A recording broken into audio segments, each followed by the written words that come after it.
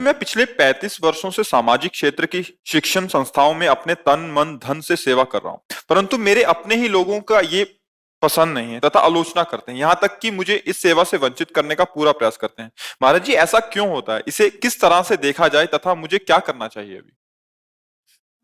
पहली बात तो है कि हम सेवा जब करते हैं तो हमें लोगों की आलोचना या स्तुति से क्या हमारा तात्पर्य है। हम किसी की निंदा स्तुति की तरफ क्यों ध्यान देते हैं? जब हमें सेवा करनी है तो हमें ना तो किसी की स्तुति से सुख होना चाहिए और ना किसी की निंदा से दुख होना चाहिए। सेवक वही है जो सुख दुखे समय कृत्वा लाभा लाभो जया जयो। सेवक सुख चा मान भिखारी, व्यसनी धन शुभ गति बेविचारी। ये तो हमारी सेवा में त्रुटि हो गई। अगर हम सेवा करके चाहते हैं कि समाज हमारा सम्मान करे, हमारी प्रशंसा करे, तो हम सेवा नहीं करें। सेवा के निमित्त से हम अपनी जो सम्मान की भावना है, प्रतिष्ठा की भावना है, आप हमारी सूक्ष्मता की बात समझना। और यदि हम सेवा कर रहे हैं, हमें कोई गाली दे रहा है, तो हमें उससे क्या मतलब? हम सत्य कर रहे हैं, हम सेवा कर रहे हैं। दूसरी बात, एक हम तुम्हें अपने यहाँ वृंदावन में रंगनाथ जी का मेला होता है, उसकी एक तुम्हें बात बताते, तुम्हें उत्तर मिल जाएगा। एक खंभा लोहे का खड़ा किया जाता है और उसमें बड़ी ऊंचाई पे कुछ स्वर्ण और कुछ मुद्राएं और कुछ फल बांधे जाते हैं। लाखों की उसमें होता है।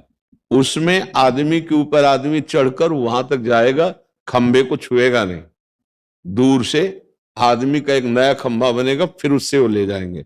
और जब वो चढ़ने की कोशिश करेंगे तो जिसने इनाम बांधा है वो इधर सीढ़ी इधर सीढ़ी, और उन सीढ़ियों से घी तेल दूध पानी मिश्रित उन आदमियों के शरीर में डाला जाएगा।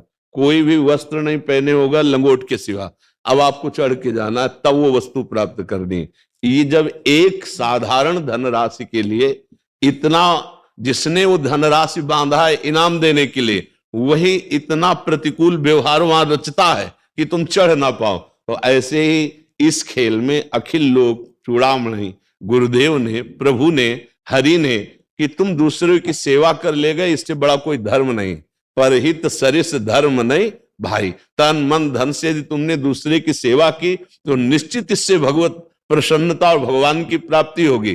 पर हम लोग सेवा चाह करके यदि मान चाहते हैं, सुख चाहते हैं, प्रशंसा चाहते हैं, अनुकूलता चाहते हैं, तो सेवा नहीं मानी जाती। अब हम जब सेवा में चलेंगे तो प्रतिकूलता दी जाएगी। जैसे पुत्र माता पिता की सेवा करता है तो इतनी आकांक्षा रखता है कि माता पिता के पास जब कोई रिश्ते नातेदार आवे तो वो बड़ाई कर दे कि मेरा बेटा बहुत, लेकिन ऐसा नहीं होगा। वो कहेगा मेरा बेटा बड़ा दुष्ट है, मैंने सारी संपत्ति दी लेकिन मेरे को ये लाके नहीं देता, जबकि वो सेवा कर रहा है। अब अगर पुत्र उसको सह करके भी सेवा कर गया तो वही उसके लिए बड़ा काम हो गया। लेकिन माया विघ्न डालेगी। पड़ोसी की बुद्धि में, परिवार की बुद्धि में, समाज की बुद्धि में आपको सहना है। अगर सह गए तो आप जीत गए, और अगर सह नहीं गए तो आप हार गए। बस ये खेल चल रहा है। सेव्य सामने भगवान है, वही लीला करके प्रतिकूलता दे रहे हैं। आप समझ पा रहे हैं? अब इसे हम सांसारिक तौर तरीके में नहीं वर्णन करेंगे कि वो आपसे जलते हैं, वो आपसे ईर्ष्या रखते हैं। नहीं, अध्यात्म का उत्तर है वही है। सबके हृदय में वही विराजमान जो घट घट में है, वही आपकी पुष्टता के लिए कि आप सेवा करते हो वास्तविक। तो देखो हम गाली दे रहे हैं, अब करो सेवा, तो हम सेवा करेंगे गाली देने वाले की भी, कि हम उसको गाली नहीं देंगे, हम बुरा नहीं मानेंगे। वो जब सामने पड़ेगा तो धीरे से नेत्रों से उसको भी ऐसे करेंगे, प्रभु आप ही जीत गए, माया मुक्त हो गए। ये सेवा बहुत बड़ा धर्म है।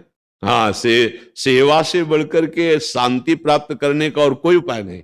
बहुत बड़ा सेवा धर्म है जो आपने कहा, तन मन धन तीनों से सेवा करते। बस इसमें सहनशीलता की जरूरत है। आप सहनशील बनिए तो सेवा का सुख आपको प्राप्त हो जाएगा।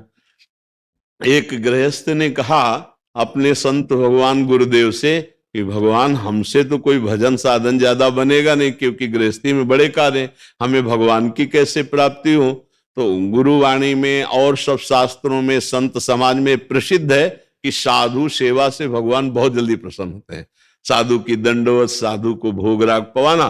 तो उन्होंने कहा यदि आप संत सेवा करेंगे तो एक दिन भगवान तुम्हें जरूर मिल जाएंगे। तो संत सेवा के लिए वो संतों की खोज करते, जहां संत मिलते तो वो पवाते। कई वर्ष हो गए उनको पवाते। तो एक दिन एक संत भगवान को बुला के लाए, जब पवाया तो एक बार परोस दिया, जब दोबारा परोसने लगे तो उनका नहीं, तो उन्होंने कहा नहीं महाराज थोड़ा खीर ले लीजिए, प्यार में और परोस दिया, खींच के मारा संत भगवान ने, और उनके चेहरे की तरफ देखा, वो ऐसे रहे। फिर उन्हीं के पड़ोस में रुके जाके। दूसरे दिन वो फिर भगत जी गए, साष्टांग दंडवत हुए और कहा स्वामी जी आप प्रसाद पाने चलो। चल दिए, घर आए, प्रसाद परोसा गया। तो उनका कल तुम्हें थप्पड़ मारा था, फिर आज हमारे पास निमंत्रण देने क्यों गए? बोले प्रभु मैं तो आपका सेवक हूं, आप लात मारो थप्पड़ मारो ये आपका अधिकार है, हम तो आपके। बोले अब भगवत साक्षात्कार के लिए देरी नहीं, आने वाले ही हैं भगवान, किसी न किसी दिन आपको भगवत साक्षात्कार हो जाए। हमारी सेवा का स्वरूप ये कि हम सेव्य की सेवा करें और वो सेव्य हमसे प्रतिकूल व्यवहार करे, पर हमारे मन में फर्क ना पड़े, तो निश्चित वो सेवा भगवान की प्राप्ति करा देती है। समझ पाए आप?